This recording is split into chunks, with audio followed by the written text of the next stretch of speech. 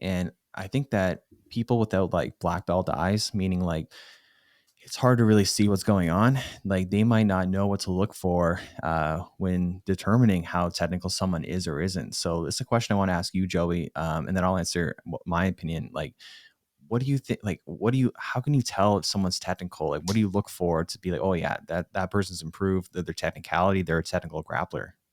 Uh, it does somewhat depend on the person and their style. There's a couple little things like, and again, these don't apply to everyone is different. Like you can watch some guys like the Ruotolos for me are like a weird anomaly because they do stuff that normally you'd be like, that's not technical. But when you watch their games in the entirety, you can understand why they're doing what they're doing.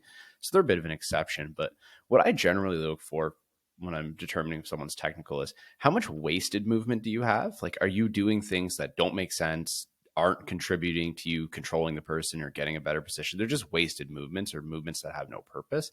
And how many just blatantly wrong movements are you doing? You know, are you giving up inside position when you don't have to?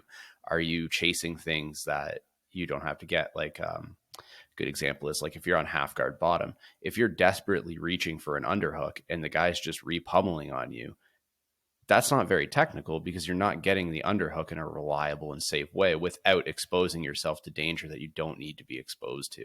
And like I said, some guys, you know, like the Rutolos kind of skirt that line because I think they have like an acceptable level of danger that they're willing to expose themselves to make opportunities that most high level guys aren't aware are there because most other high level guys just aren't willing to take the risks that the Ruotolos are willing to take. And I think that's why you see guys like Mika Galval getting caught by them, not necessarily because they're more technical, but because they do things in a really weird way. But yeah, that's my general answer with a small tangent on it.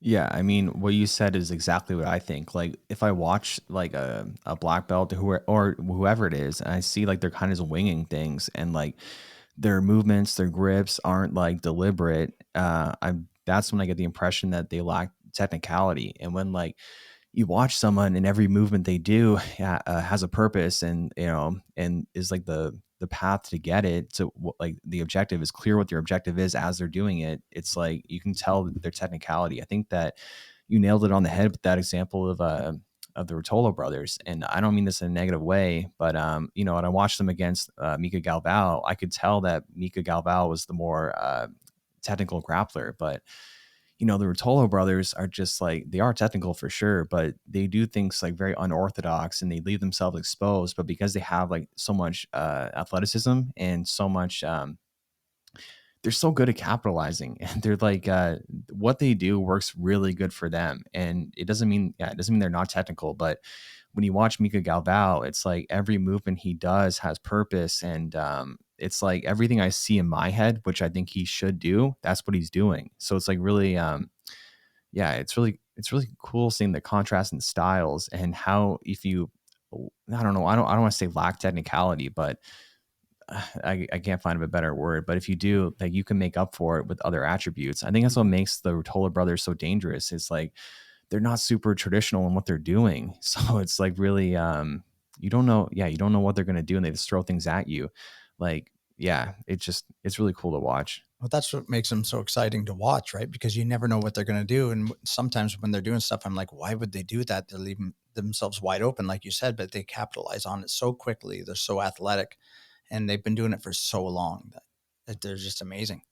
Yeah, they're Yeah. great scramblers. So like if they get in a bad position for even for a second, they're gonna scramble right out of it. Whereas like traditionally, someone at that level might not be put in the positions they're put in, but they have such an open game. So yeah, like Mike, like when you watch jiu-jitsu, can you like tell exactly what's happening? And like do you feel like you can tell how technical someone is?